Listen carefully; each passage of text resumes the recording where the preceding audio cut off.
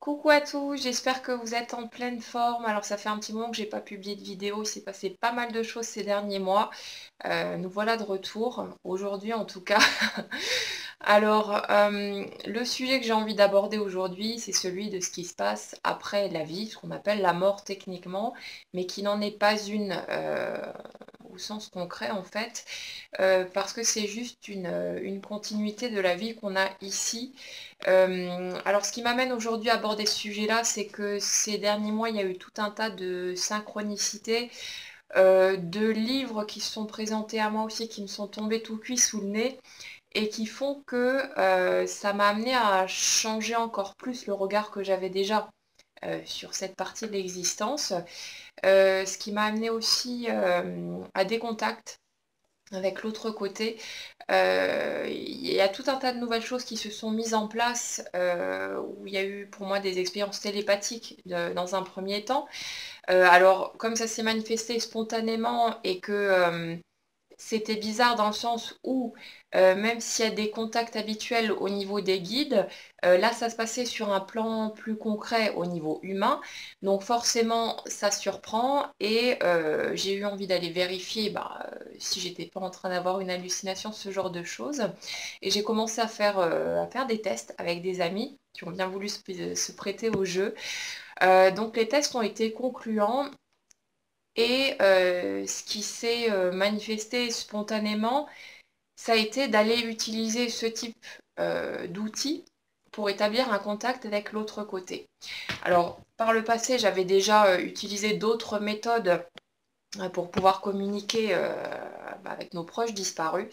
qui avaient donné des résultats aussi. Mais là, du coup, par rapport à tout ce que j'ai lu dernièrement, par rapport à tout un tas de choses qui se sont produites, euh, ça a été un peu comme une évidence parce que ce qui est devenu limpide pour moi, c'est qu'il n'y a pas quelque part de séparation entre notre monde physique et concret, le monde de la vie, entre guillemets, et celui où on se retrouve une fois qu'on est parti euh, dans la mort. Le truc, c'est que on est nombreux à avoir cette image de nous ici sur Terre et ceux qui sont partis quelque part là-haut dans le ciel, dans un autre monde en quelque sorte. Mais ce que je perçois aujourd'hui, c'est que c'est nous ici sur Terre dans le plan physique et eux ici sur Terre aussi, dans simplement une autre dimension, une dimension éthérique en quelque sorte, comme si c'était une superposition de différentes réalités, mais où tout coexiste finalement et où c'est pas, il n'y a pas cette notion de séparation comme on le vit habituellement. Donc,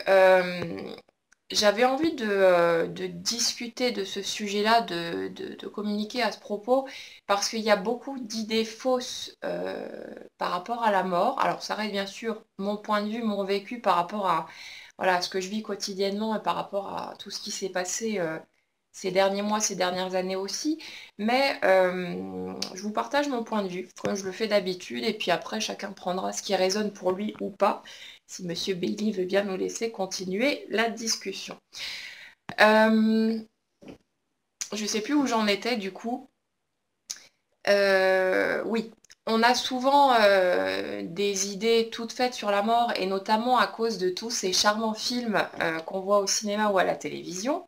qui nous donnent l'impression que la mort c'est quelque chose d'effrayant. Et c'est vrai que moi-même, il n'y a pas si longtemps encore, j'avais cette appréhension par rapport à la communication avec l'au-delà, parce que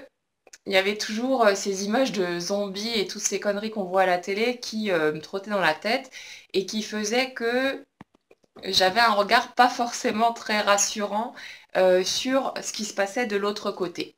Mais là, à force de lire, à force de cogiter sur le sujet, et puis par rapport à différentes expériences qui se sont produites, je me rends compte en fait que ce qui se passe de l'autre côté, c'est juste comme ce qui se passe pour nous ici, mais sans le véhicule corporel en quelque sorte. En fait,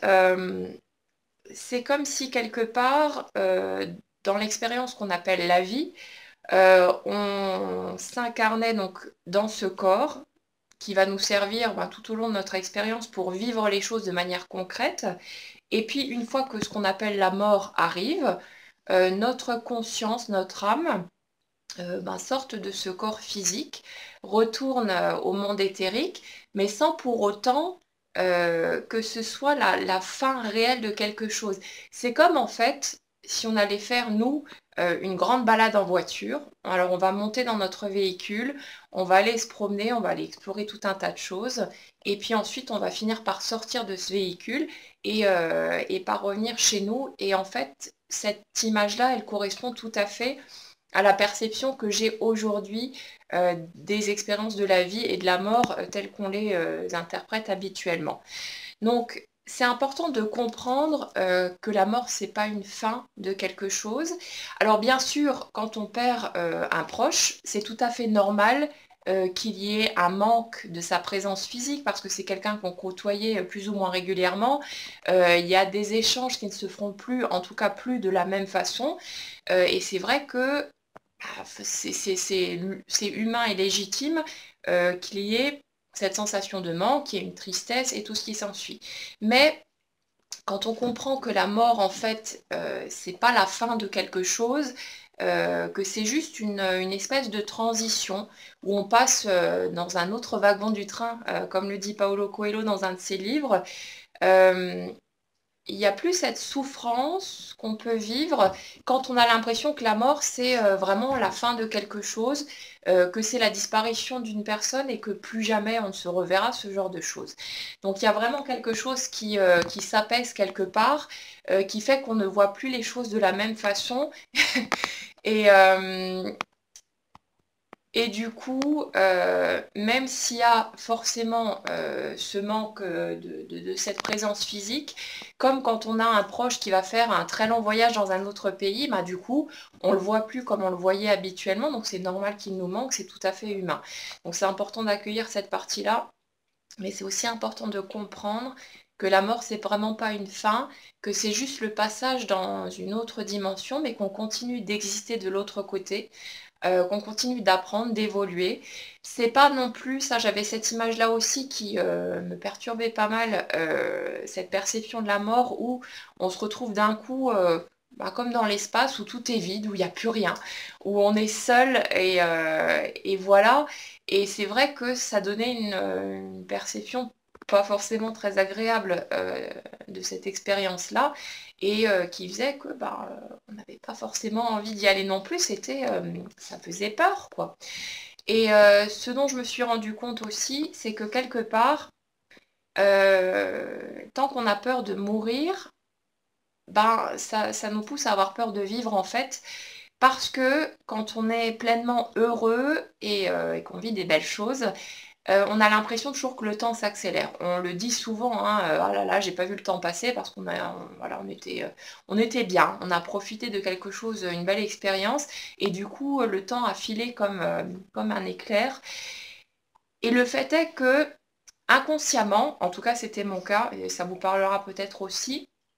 mais je me suis rendu compte que j'avais peur en fait de profiter pleinement de la vie en me disant que si j'étais totalement heureuse et que j'apprenais vraiment à accueillir le moment présent, à vivre pleinement tout ça,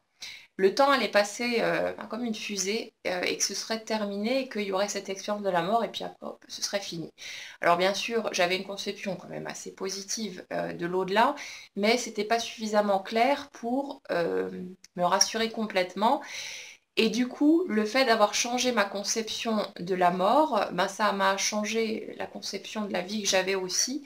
Et ça fait que là, je peux commencer vraiment à profiter pleinement de ce que j'expérimente au quotidien et à ne plus avoir peur de cette accélération du temps en sachant que tout sera très bien et que de l'autre côté, ce sera très bien aussi quand ce sera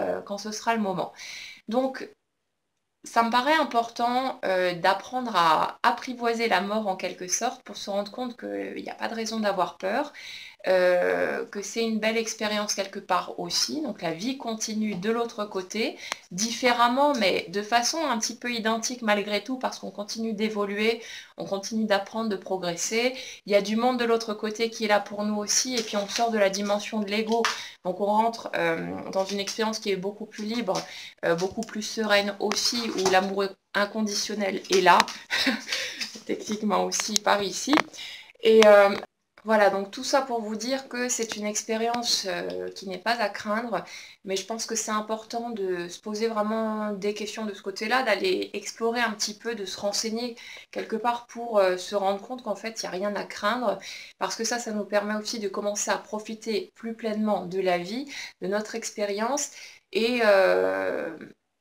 et de ne plus vivre dans cette souffrance qu'on a avant de se rendre compte que finalement c'est pas une séparation, c'est pas une fin en soi, c'est pas aussi dramatique au niveau de l'âme que ce qu'on peut vivre d'un point de vue humain à cause de toutes les pensées qui nous traversent l'esprit à ce moment-là. Et ça permet vraiment de trouver une sérénité beaucoup plus profonde, la paix à l'intérieur de soi, et c'est ça qui permet de profiter de plus en plus pleinement de notre quotidien et de toutes les belles choses qu'il y a à vivre au niveau de notre expérience terrestre.